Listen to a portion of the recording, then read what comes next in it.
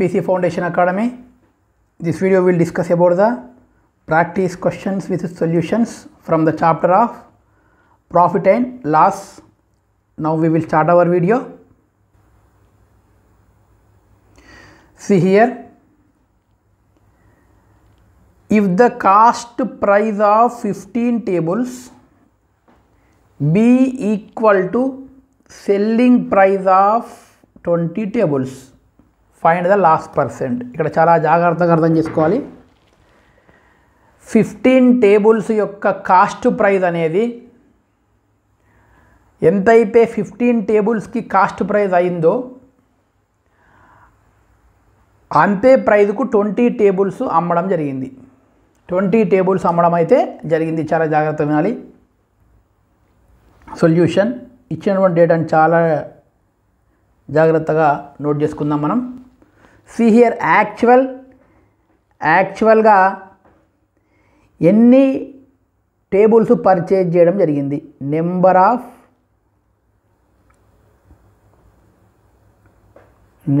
Of tables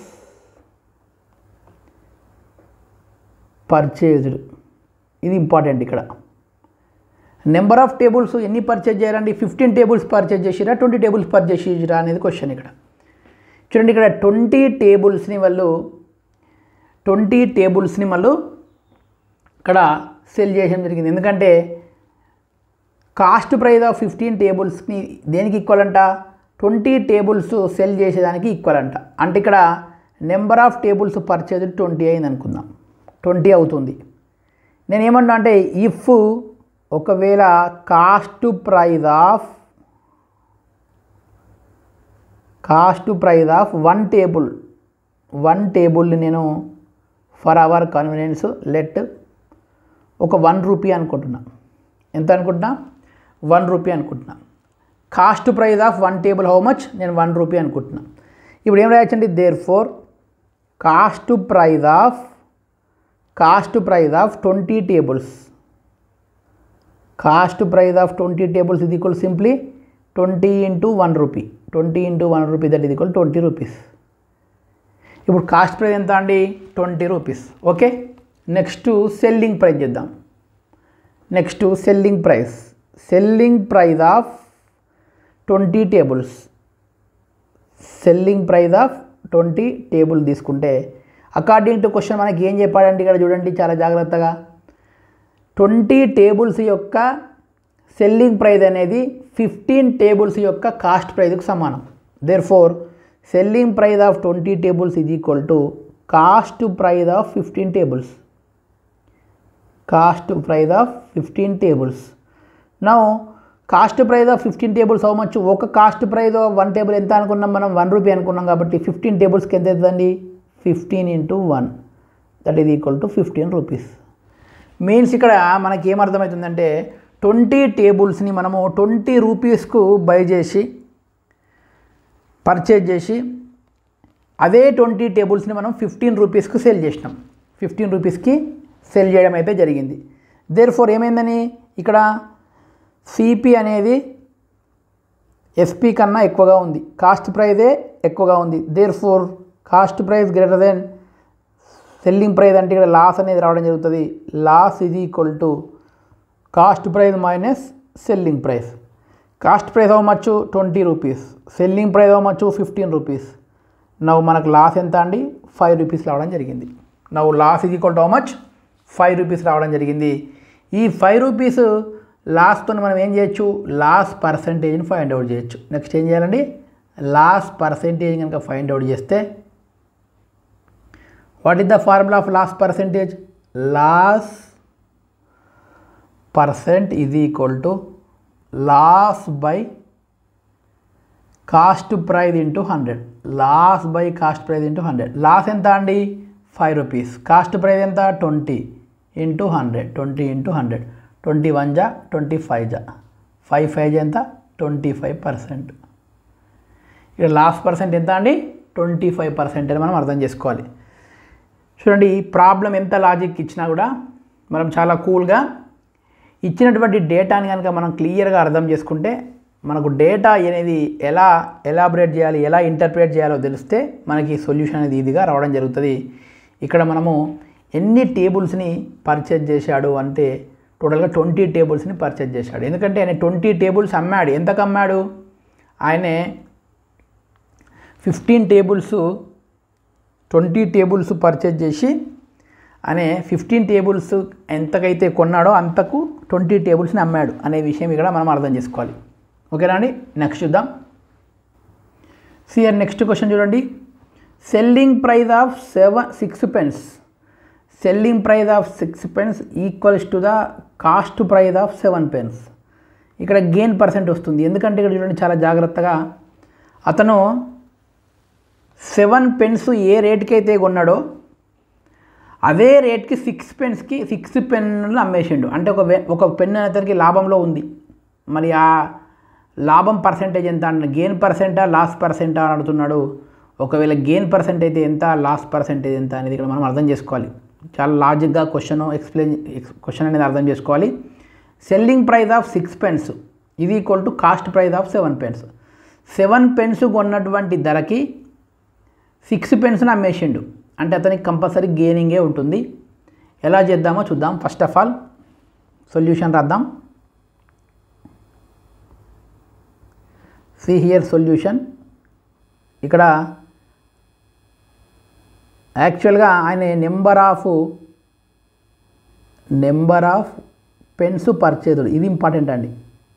pens purchase, ఎన్ని పెన్నులు purchase చేశాడు అనేది ఇంపార్టెంట్. ఇక్కడ 6 pence మాత్రమే పర్చేజ్ చేసి, ఎందుకంటే అతను అమ్మింది 6 pence కాబట్టి. అతను అమ్మింది ఎన్ని పెన్స్? 6 pence అమ్మిండు కాబట్టి 6 pence పర్చేజ్ చేసిండు. ఇప్పుడు నేను ఏమంటున్నా అంటే let cost price of 1 pen. ఒక 1 pen యొక్క కాస్ట్ ప్రైస్ నేను 1 rupee అంటున్నా. ఎంత అనుకుంటున్నా? 1 rupee అనుకుంటున్నా. అప్పుడు నేను cost price of 6 pence. Cost price of 6 pence is equal to how much? 6 into 1 that is equal to 6 rupees. That is equal to 6 rupees. ఇంతవరకు ఓకే. నెక్స్ట్ ఇప్పుడు selling price of 6 pence. Selling price of 6 pence is equal to, according to question ఏమంటున్నాడండి, selling price of 6 pence అనేది cost price of 7 penceకి equal. That is equal to cost price of 7 penceకి equal.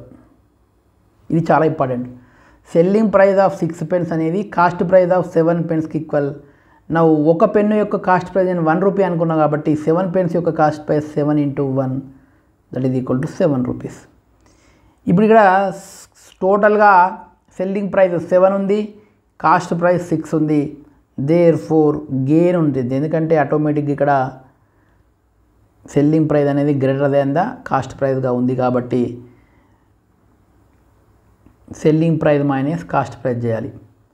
Selling price ఎంత అండి? 7 rupees. Cost price 6 rupees. That is equal to 1 rupee. ఇక్కడ gain is equal to how many rupees? Gain is equal to 1 rupee gain. But year మనకి ఏమంటున్నాడు? Gain percent అంటున్నాడు. Gain percent is equal to gain divide by cost price into 100. Cost price into 100. ఇక్కడ gain 1 rupee, cost price 6 rupees into 100. That is equal to 100 by 6. That is equal to 50/3. 50/3 మనం ఇంకా simplification చేస్తే మనకి ఎంత వస్తుందండి? 16 2/3% అయితే రావడం జరుగుతుంది. 16 2/3% అయితే రావడం. ఇంప్రాపర్ ఫ్రాక్షన్ని నేను మిక్స్డ్ ఫ్రాక్షన్లో కన్వర్ట్ చేస్తే 16 2/3% అనేది రావడం అయితే జరుగుతుంది. అది gain percent. No according to options C option is the correct one. C option is right one అని మనం ఇక్కడ అర్థం చేసుకోవాలి. ఓకేనా అండి?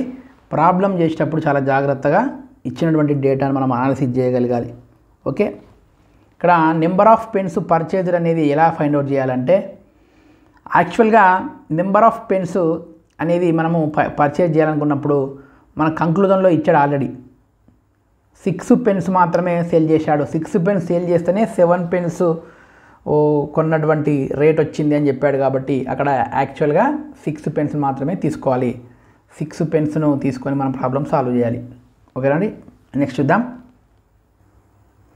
నెక్స్ట్ వన్ చూద్దామండి, simple. Tanuja bought 2 house for 2,39,500 rupees. Tanuja 2 హౌజెస్ని 2,39,500 రూపీస్కి ఆమె కొన్నది, బాట్ బయింగ్ చేసింది. She sold 1 of them for 85,000. అందులో ఒక హౌస్ని 85,000 రూపీస్కి సోల్డ్ చేసింది.